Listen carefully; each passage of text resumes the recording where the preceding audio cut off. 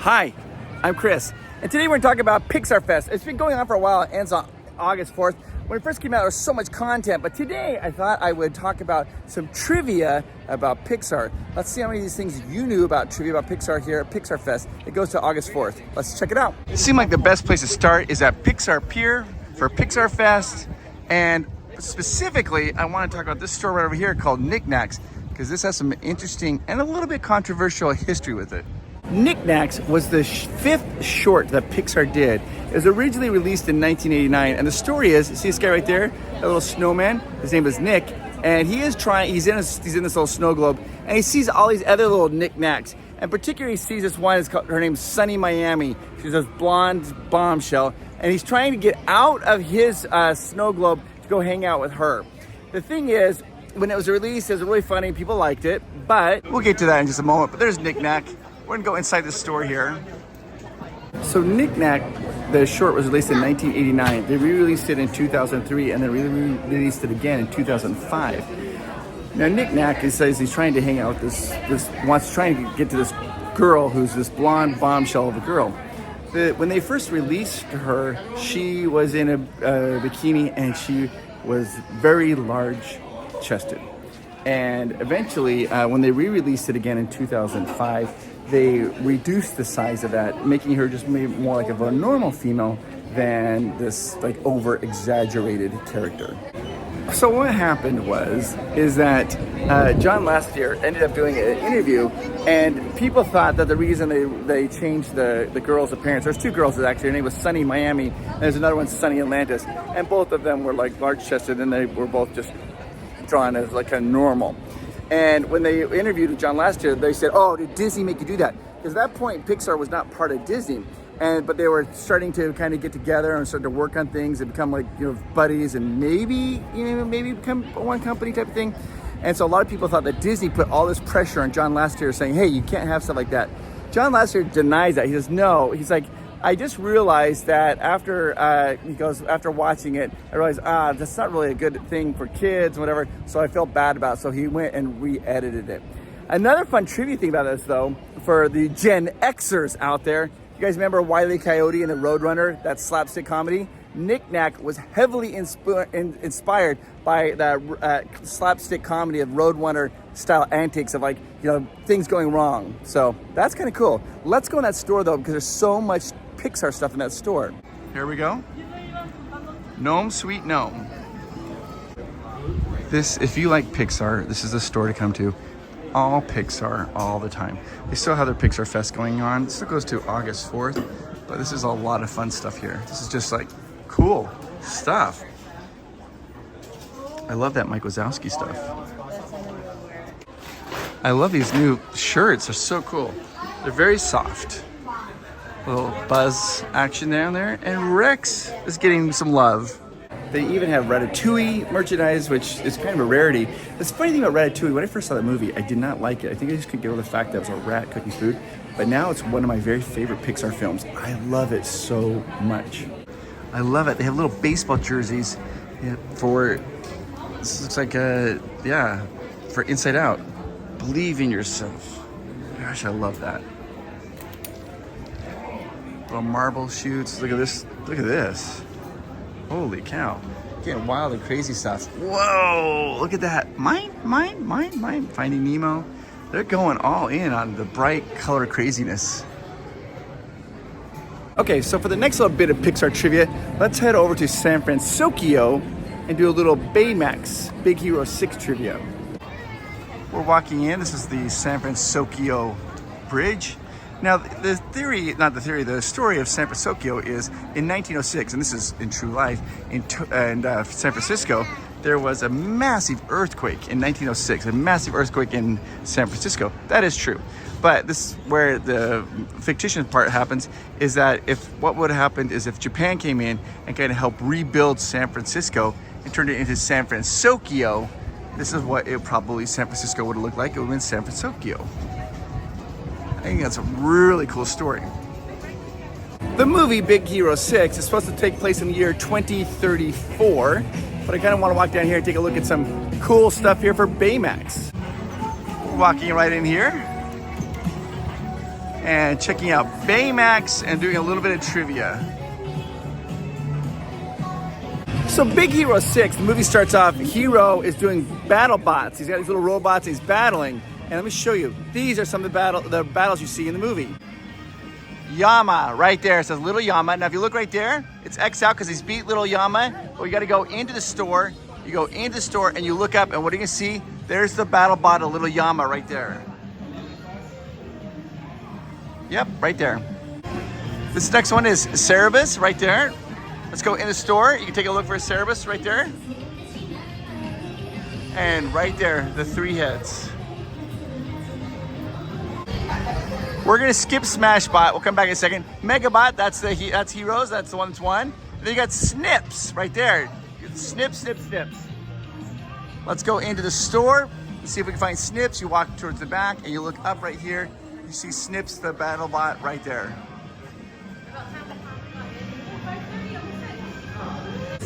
And then lastly, we have Wormbot right over there. Wormbot. So we're gonna come inside. Let's go back in the store and go towards the back, and you're gonna see the remnants of Wormbot right up there. Now inside, up there, you can see this one says Smashbot. It's got like a hammer. I can't find that, but there is one other robot up there. There's BattleBot, but it's not in the banners. Let me show you that one. And there's maybe a tie to Star Wars. What? So as you come back here, you're gonna see a remnants of another BattleBot, but I don't know the name of this one. It's not Smashbot. But if you look right there, there's also, that's gotta be a hilt of a lightsaber.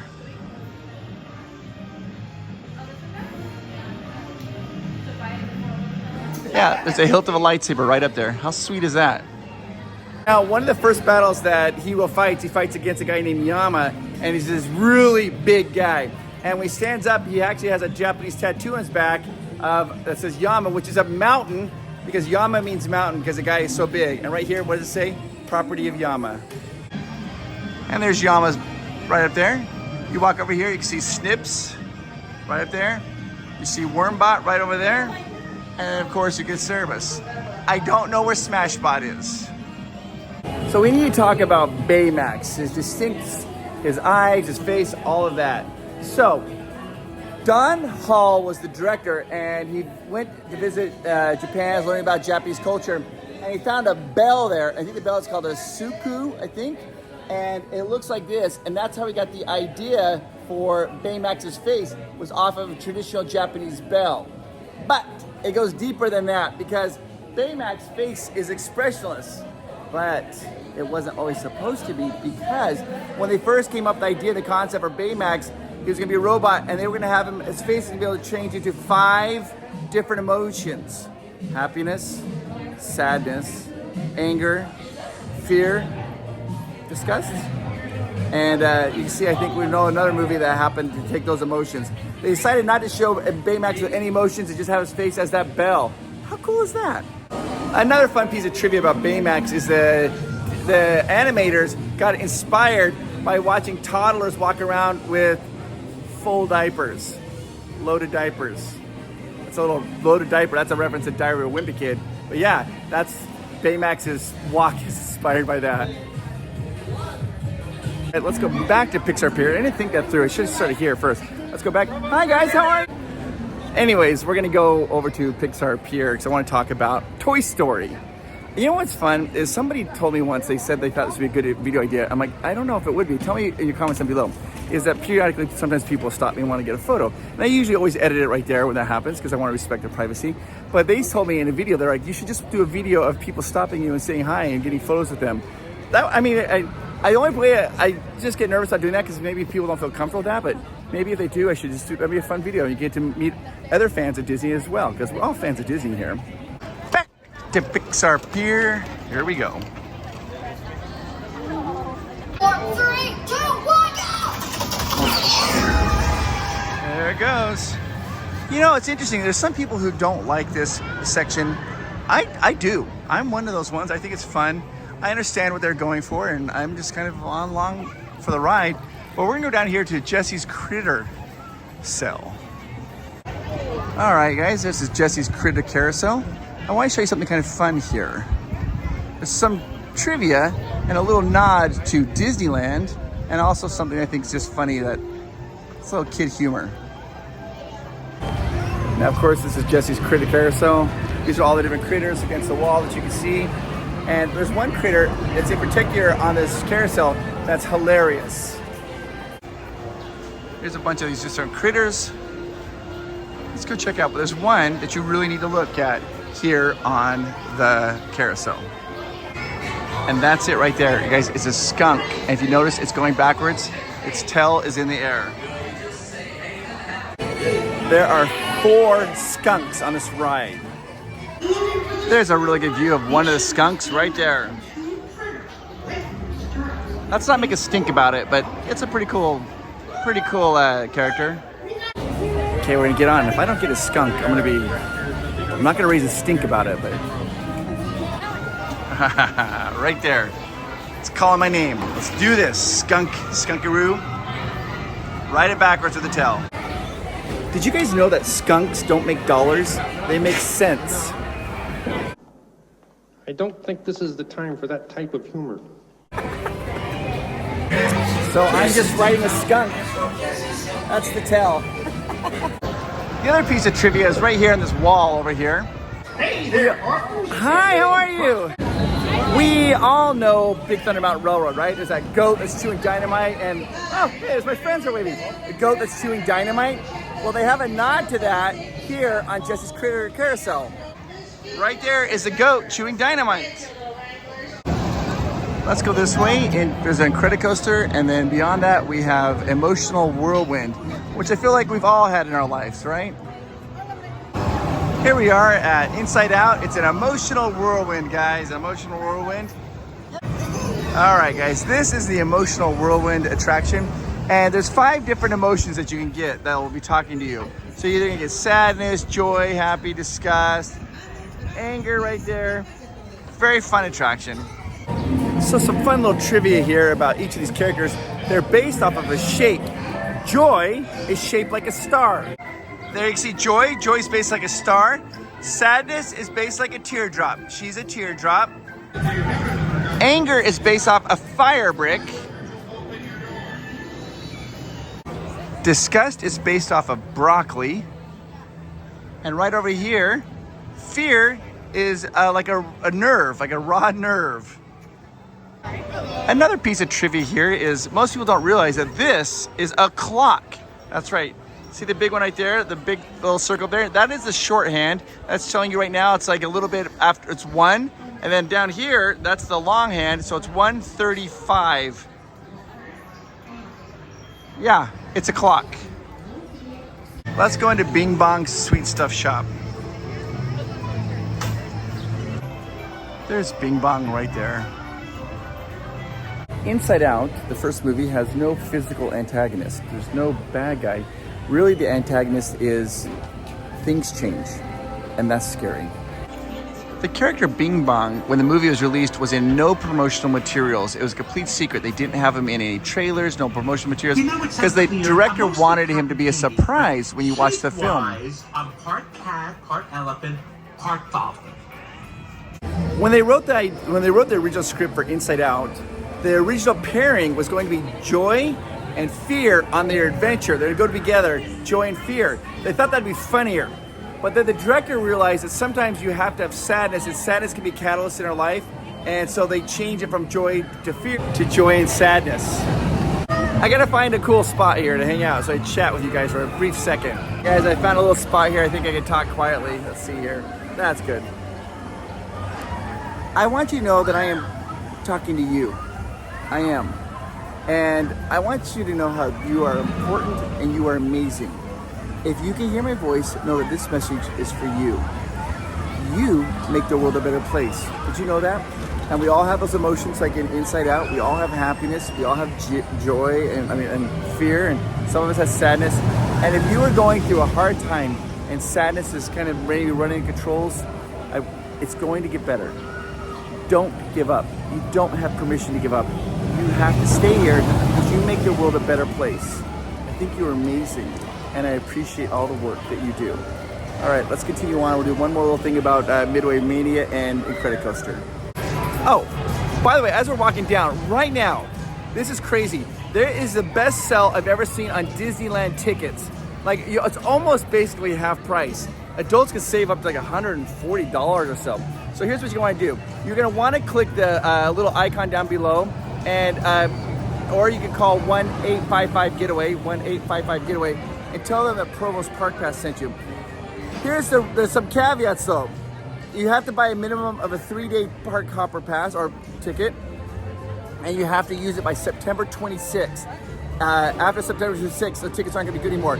You don't have to use them in a row. So if you want to use one in July and come here for Pixar, go to Pixar, and then you want to use it again at the end of August when Halloween's really starting, that's perfectly fine. And then use it again in September, that's great. You just have to use it by September 26th, and that's awesome. Save money on it. It's for adults and also children. This is the best prices I've ever seen on Disney tickets. So if you want to get the best prices, click that link down below or call 1-855-GETAWAY and tell them Provost Park Pass sent you. All right, so let me show you some more trivia. This is Mr. Potato outside the Midway Mania, and he is called the Boardwalk Barker. A barker is somebody who's like calls and tries to get your attention. He does interact with the crowd sometimes, so sometimes he'll talk to people as they're waiting. And he's just looking around. But sometimes he's just on animation or just animated, where he sings songs and says certain things. But yeah, you come here sometimes and interact with him. He'll talk to you. He's a potato who makes comments, so I guess that makes him a commentator. Get it? Here we are, getting ready to enter into the Incredicoaster area. This is an exceptionally fun, smooth roller coaster. I love it very much. Oh my gosh, there's Frozone right there. Speaking of Frozone, Brad Bird was the director of The Incredibles. And the reason he cast Samuel L. Jackson for Frozone, because he wanted the coolest voice he's ever heard in his life to be the character of Frozone. And he says nobody has a cooler voice than Samuel L. Jackson. Makes perfect sense. Speaking of recording their lines, Jason Lee, who is the voice of Syndrome, the bad guy, it took him 4 days. He recorded all of his lines in 4 days. Craig T. Nelson, who plays Mr. Incredible, it took him 2 years to record all his lines. Spencer Fox was the voice actor who did the voice of Dash. Now, when they were recording this, at certain scenes, Dash has to breathe like he's out of breath, he's like gasping for air. Brad Bird made Spencer run laps around the soundstage studio, and then when he was finally out of breath, that's when they started recording his lines. Hey, can I ask a small favor from you guys? Would you mind hitting the subscribe button? It's free. It's something you can do just free. It goes a really long way to help support our channel, and it makes me feel awesome. Like when I see our subscription numbers go up, I'm like, oh my gosh, people like what we're doing. It's just your way to give me like this huge emotional hug. So hit that subscribe button. If you like this video, hit the like button. Now, at the end of this video, you're gonna see a list of names. On this list, those are our Patreons for Provost Park Pass. If you want to become part of this amazing community, there's a link down below. It costs $3 a month to become part of this amazing community. And then when that's going, YouTube is gonna subscribe a little video down that corner. They're absolutely sure that you're gonna like that video, and they're gonna put a video down there. Think you like it, so go ahead and click that and keep watching. Hit subscribe, guys, because we have more videos coming out. I'll talk to you later. Bye-bye. Pixar Trivia is some of the best trivia. I hope you learned something new. I love the trivia of Pixar. It's really incredible. That's like The Incredibles. It's an emotional thing. It's like the Inside Out. It's just awesome. And I want to tell our Patreons, we love you.